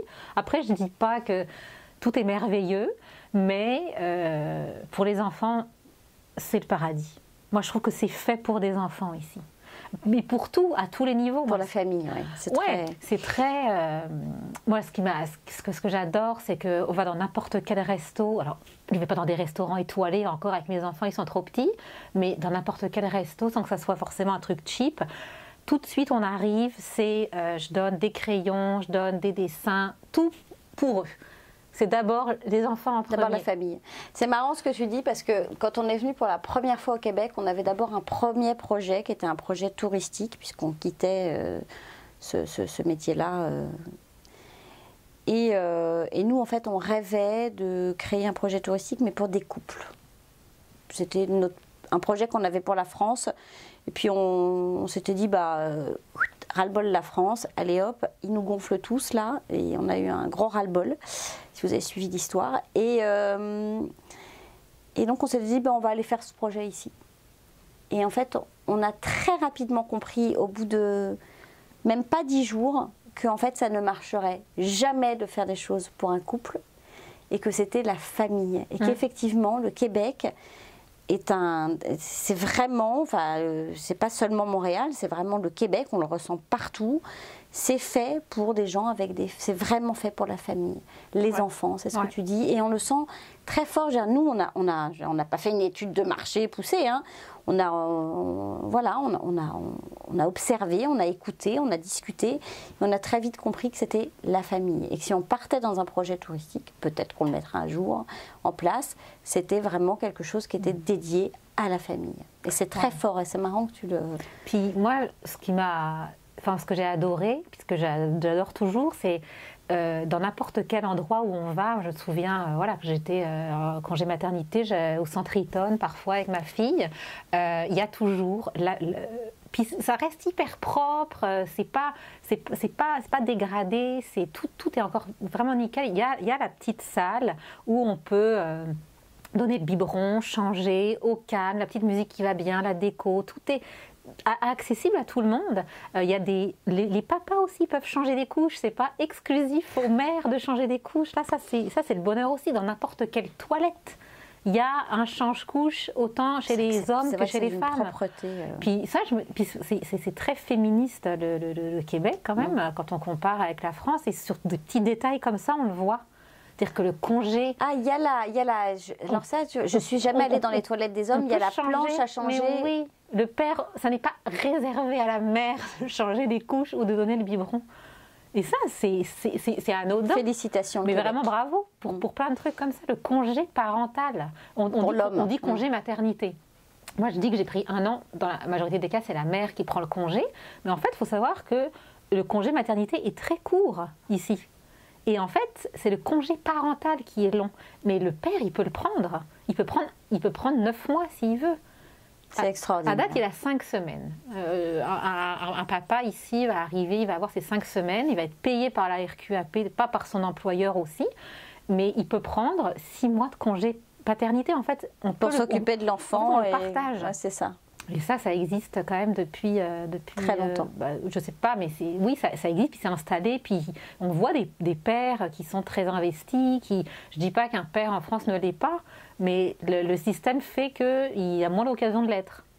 Alors que là, oui, et puis la société patriarcale, moi, un membre de ma famille qui a vraiment arrêté de travailler pour s'occuper des enfants, élever les enfants, et c'était un choix de couple, un choix personnel, très bien assumé.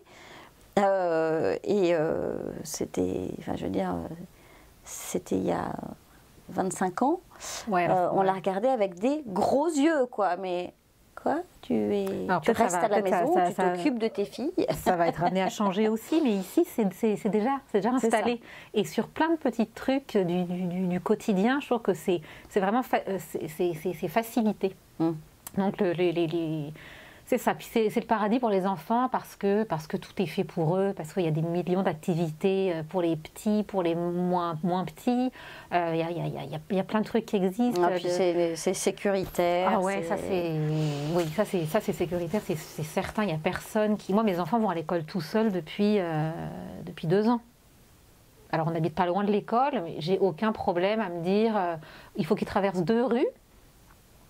Je leur dis de faire attention, c'est certain, parce que c'est pas parce que bien sûr. Il peut y avoir un accident, mais il y a des brigadiers scolaires quand même qui sont là pour aider à traverser. Et puis je sais que les gens font quand même attention, c'est limité à 30 près des écoles. De manière générale, je trouve que la grande différence, moi, que je trouve avec la France, c'est que ici, je trouve que les gens sont beaucoup plus respectueux, sont beaucoup plus disciplinés et ils sont beaucoup plus gentils. Et puis l'enfant, c'est l'avenir. Et je trouve que oui, il y a beaucoup de... quand je dis gentil, c'est de manière très générale. Respectueux, respectueux et discipliné. Puis souriant, agréable, aimable. Non, mais c'est vrai. Et oui, pour revenir aux enfants, c'est ça. Tout est fait pour faciliter la vie, je trouve, des parents. Alors c'est sûr qu'il reste la boîte à lunch, il reste des affaires comme ça, mais de manière générale, je trouve que... si on hésite à immigrer parce qu'on a des enfants, ben non. Moi, je trouve que c'est ça qui devrait, au contraire, pousser à venir ici. Et est-ce qu'on doit avoir peur du froid ? Non. Non, ça fait pas... après, immigrer en hiver, je trouve que c'est très courageux. Je serais arrivée en hiver, j'aurais peut-être pas le même enthousiasme, je sais pas. C'est ça. Je trouve que l'été, ça reste quand même une période un peu plus facile pour... s'acclimater. Puis pour découvrir la ville aussi. Complètement. Parce que si on veut se promener dans Montréal ou dans n'importe quelle ville du Québec, ça reste plus facile quand même en été. Maintenant, l'hiver, c'est mon 7e. Je suis pas tannée, mais quand même. Faut quand même. Ça dure quand même 5 mois. 5 mois sur 12, c'est quand même beaucoup. Alors j'adore, chaque année c'est la même affaire. Noël, j'adore. Janvier, c'est correct, même si les températures sont quand même vraiment... Toute cette année là, c'était... froid. Malade, tellement il faisait froid. Mais après... février, ça passe. Mars, on commence à en avoir marre. Avril, on en aura le bol. Mars, c'est plus possible. C'est ça. Et puis mai, il est grand temps que les feuilles arrivent et qu'il soit vert. C'est ça. C'est d'un coup. C'est que le printemps, il arrive. La semaine d'avant, on avait les bottes d'hiver et tout. Donc, oui. Je me rappelle une année avoir dit à mes beaux-parents, attention, il fait quand même froid, prenez vos manteaux. Et puis ils arrivent 3 jours après... 25 degrés, une chaleur incroyable, une humidité. Et Non, puis, ils n'avaient pas du tout la tenue adaptée dans leur valise pour ce temps-là, parce qu'on leur avait dit il fait froid.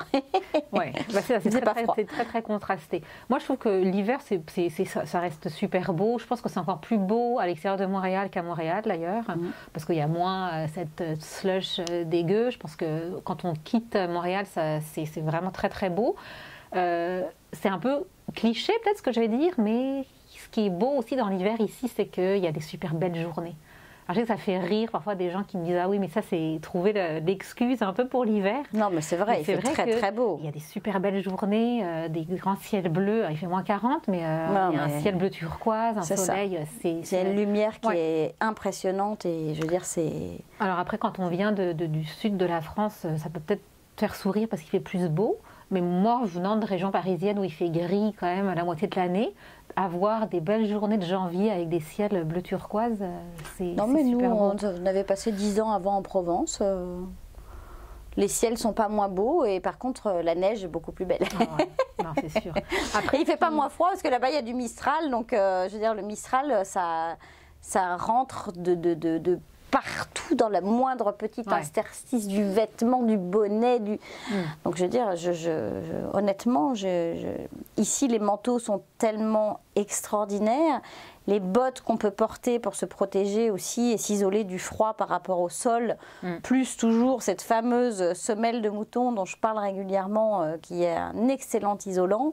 Je veux dire, je n'ai jamais eu froid en hiver aux pieds, même si je sors 3 heures dans la rue, faire une activité, je n'ai jamais eu froid aux pieds. Non, il faut s'équiper. Je n'ai jamais froid avec mon manteau, c'est ça.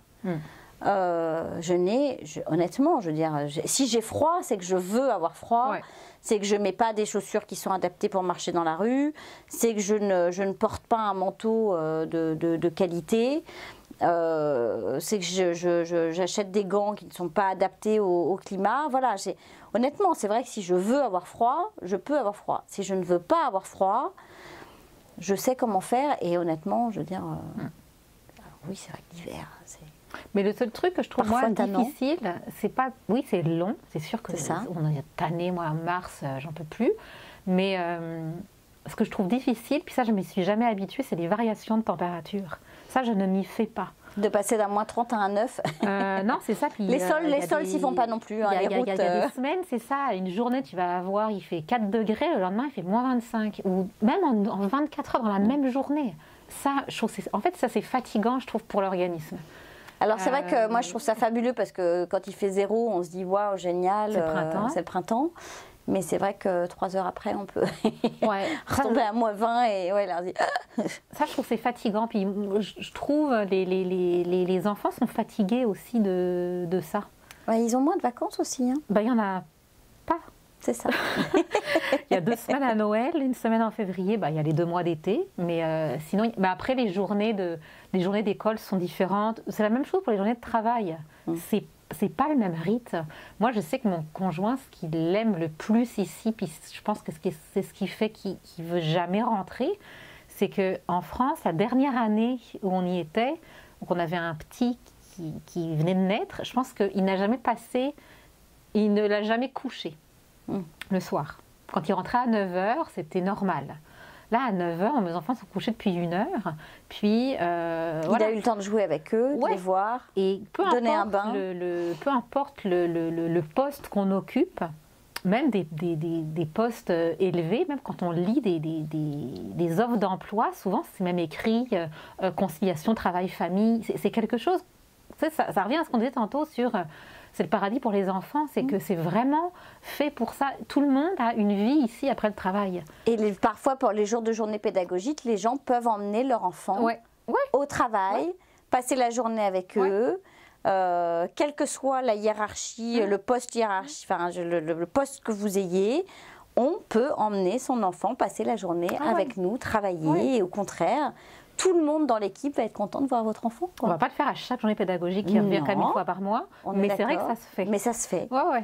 C'est possible. Et c'est ça, la journée d'école est plus courte, ils finissent à 3h30. Alors oui, il y a le service de garde après qui peut aller jusqu'à 6h, mais la journée est plus courte. Au travail, c'est pareil. Au travail, on va commencer beaucoup plus tôt. À 8 heures, les gens sont là, puis ils ne sont pas en train de boire leur café. Ils sont déjà en train de travailler, ils vont déjeuner sur un quart d'heure, voire parfois une demi-heure max. Les gens arrivent même parfois à 6h30, 7h au travail. Le rythme est différent. Tous les adultes prennent leur collation aussi. Les repas sont pas pareils. Moi, j'avais jamais, quand je travaillais en France, je prenais mon petit déjeuner. Je prenais pas de collation le matin. J'attendais mon heure pour prendre mon lunch. Puis je dînais le soir. Là, il y a le déjeuner, la collation, le lunch qui dure, comme tu dis, 15 minutes. Une autre collation, puis le souper. C'est vraiment très haché, là. Et pour les enfants, c'est la même chose. C'est beaucoup de petits repas. Et au travail, c'est ça. Le lunch, ça dure beaucoup moins longtemps. On finit beaucoup plus tôt. Ben, c'est ça. Mon conjoint, à 5h, il a terminé. 4h30, 5h, il a fini. Et on soupe plus tôt aussi. La journée est décalée. Donc, c'est aussi fait vraiment pour avoir une vie comme après son travail. Si j'ai pas d'enfants, je vais aller au gym, je vais faire du sport. Même si j'ai des enfants aussi, je peux le faire. Hein. Ça n'empêche pas. Mais ce que je veux dire, c'est qu'on peut, on peut avoir une deuxième journée après. C'est ça, on peut vivre. Et ça, c'est super agréable. On n'est pas là que pour travailler. Mais non, c'est ça. Et puis, encore une fois, peu importe le niveau dans la hiérarchie. C'est-à-dire, tout le monde...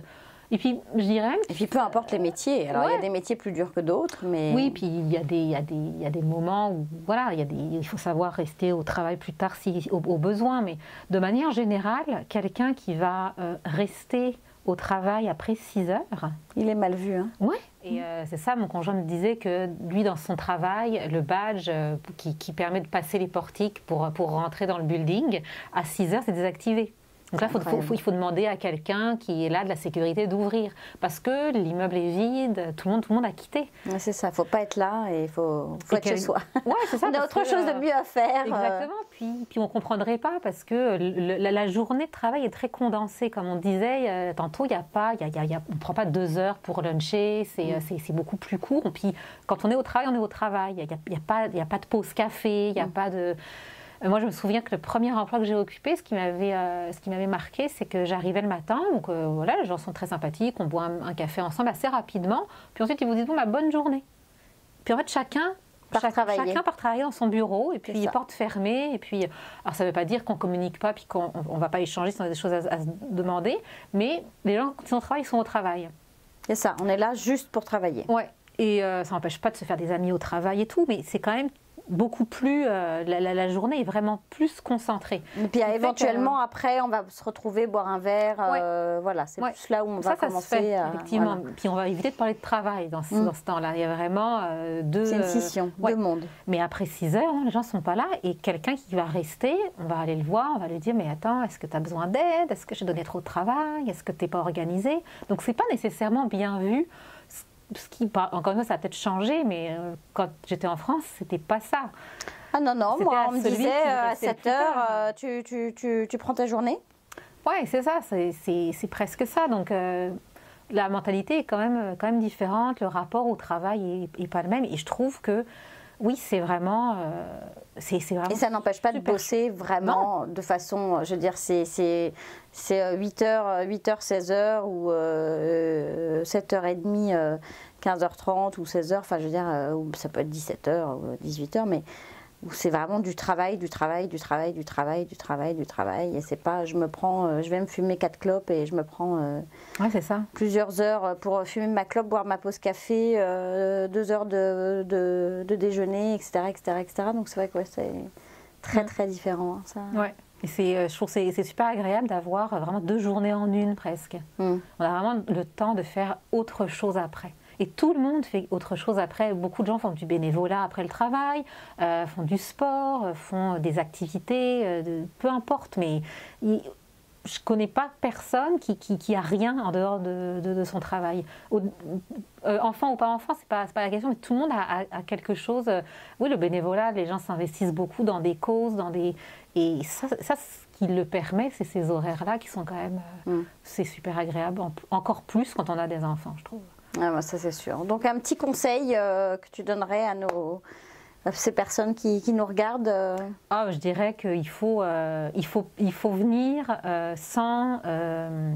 sans sans idée préconçue, puis vraiment observer et aller vers ces organismes qui offrent de l'aide. C'est gratuit et ça permet quand même même si on a l'impression qu'on sait, je trouve que moi ça m'a vraiment beaucoup aidé. Et je trouve que c'est des super beaux organismes qui d'aide à l'intégration, d'aide à l'intégration sur plein de trucs, sur plein de petites choses du quotidien et aussi sur la recherche d'emploi. Donc il faut vraiment y aller. Il faut vraiment avoir l'esprit ouvert, je pense. Aller à la rencontre du Québec. Ouais. Puis peut-être pas que Montréal non plus, parce que Montréal c'est pas forcément le Québec. Je trouve qu'il y a plein aussi d'endroits au Québec, c'est immense, hein. C'est 10 fois la France là en superficie, donc on peut faire du trajet là. Il y a des endroits super beaux aussi, puis je pense que ça vaut la peine aussi de sortir un peu pour aller voir ce qui se passe. Merci Cécile. Merci à toi. Me voilà, alors j'espère que vous avez apprécié cette émission. On se retrouve la semaine prochaine avec plus d'informations. Je vous souhaite à tous de passer une très belle semaine et de profiter, voilà, essayez de profiter de ce moment qui s'offre à vous. Si vous êtes sur le point d'arriver au Québec pour une immigration, vous avez encore plein de petites choses à mettre en place, plein de petites choses à faire. Et puis n'hésitez pas, si vous avez besoin de contacts, de personnes, d'un agent immobilier, d'un déménageur, d'un banquier, faites-moi signe, je suis là pour vous et n'hésitez pas à mettre vos commentaires, à partager cette vidéo et on se retrouve la semaine prochaine. Bonne semaine à tous!